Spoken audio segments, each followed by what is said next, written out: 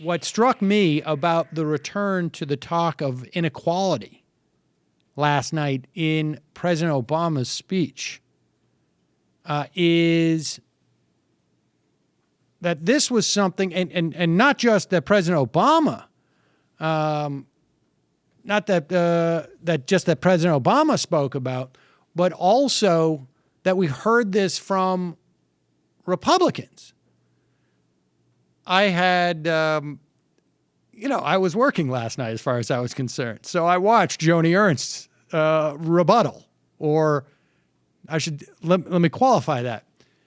It was not a rebuttal. It was her own speech that had nothing to do with the State of the Union, just so happened to be called a response. But then she said, well, this is not a response. This is something different. It was indeed. This is just something I cooked up. Right. This is just a little something I've wanted to get off my chest for a long time. Bread bags. And President Obama's a very nice man, and he says things that are good and stuff, but the problem is socialism. We will get into Joni Ernst. I found her fascinating, and I think that she is actually, the bar was pretty low. Let's face it. If she gets through that speech without having to drop out of camera frame to take a chug of water, to come out looking like Bobby Jindal, who seemed to literally shrink in his suit during the whole thing.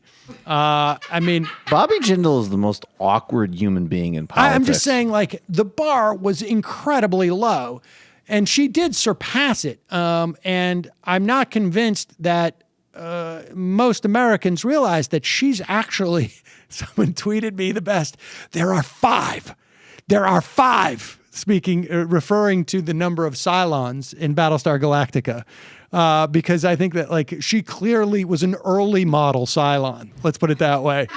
But nevertheless, then you had Rand Paul and Ted Cruz. They gave their rebuttals. This guy Clausen from the Tea Party, who gave his rebuttal. There was also the Spanish version of Joni Ernst's speech, which I think also counts as a response, identical, but for the fact that because the guy was Spanish, he said the words immigration in it. We will talk about all of this later, but I was struck by the fact that at least Cruz and Rand Paul really took the time to talk about wealth inequality. And what strikes me is, why did the Democrats give up on campaigning on wealth inequality not quite this time last year, somewhere around March, I guess it was? They had basically laid the groundwork to talk about it. This was going to be their 2014 banner. And I think I saw some accounts that said it was because it was pissing off some of their donors.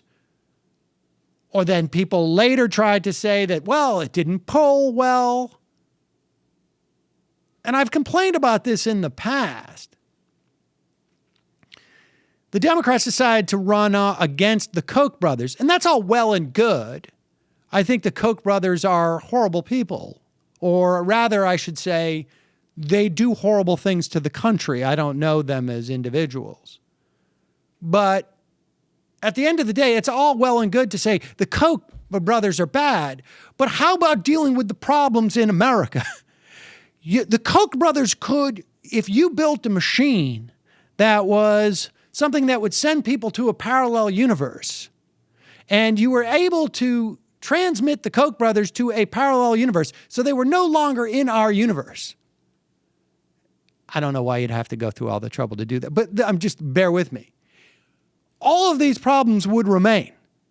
And then what would the Democrats have campaigned on? Well, we spent all our efforts on building that machine to transmit people to a parallel universe. We were successful in removing the Koch brothers, but that's all we got. No, they stopped.